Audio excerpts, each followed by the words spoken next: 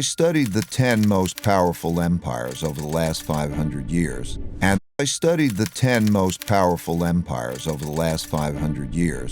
the last 3 reserve currencies, it took me through the rise and decline of the Dutch Empire and the guilder, the British Empire and the pound, the rise and early decline in the United States Empire and the dollar, and the decline and rise of the Chinese Empire and its currencies, as well as the rise and decline of the Spanish, German, French, Indian, Japanese, Russian, and Ottoman empires, along with their significant conflicts, as measured in this chart.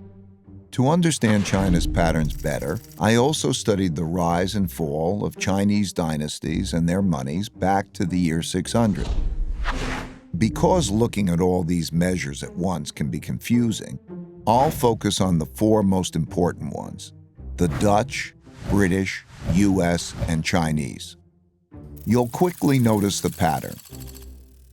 Now let's simplify the form a bit. As you can see, they transpired in overlapping cycles that lasted about 250 years, with 10 to 20-year transition periods between them. Typically, these transitions have been periods of great conflict because leading powers don't decline without a fight. So how am I measuring an empire's power? In this study, I used 8 metrics. Each country's measure of total power is derived by averaging them together.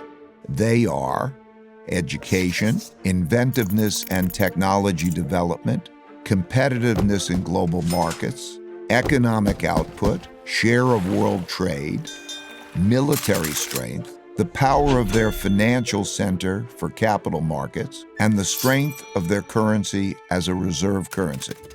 Because these powers are measurable, we can see how strong each country is now, was in the past, and whether they're rising or declining.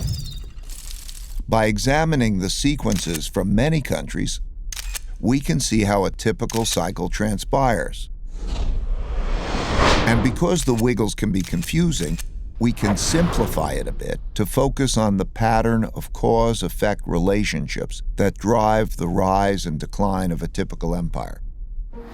As you can see, better education typically leads to increased innovation and technology development, and with a lag, the establishment of the currency as a reserve currency.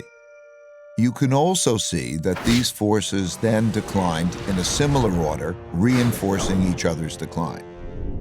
Let's now look at the typical sequence of events going on inside a country that produces these rises and declines. In a nutshell, the big cycle typically begins after a major conflict, often a war, establishes the new leading power and the new world order. Because no one wants to challenge this power, a period of peace and prosperity typically follows. As people get used to this peace and prosperity, they increasingly bet on it continuing. They borrow money to do that, which eventually leads to a financial bubble. The empire's share of trade grows, and when most transactions are conducted in its currency, it becomes a reserve currency, which leads to even more borrowing. At the same time, this increased prosperity distributes wealth unevenly, so the wealth gap typically grows between the rich haves and the poor have-nots. Eventually, the financial bubble bursts, which leads to the printing of money and increased internal conflict between the rich and the poor, which leads to some form of revolution to redistribute wealth. This can happen peacefully or as a civil war. While the empire struggles with this internal conflict, its power diminishes relative to external rival powers on the rise. When a new rising power gets strong enough to compete with the dominant power that is having domestic breakdowns, external conflicts, most typically wars, take place. Out of these internal and external wars come new winners and losers. Then the winners get together to create the new world order,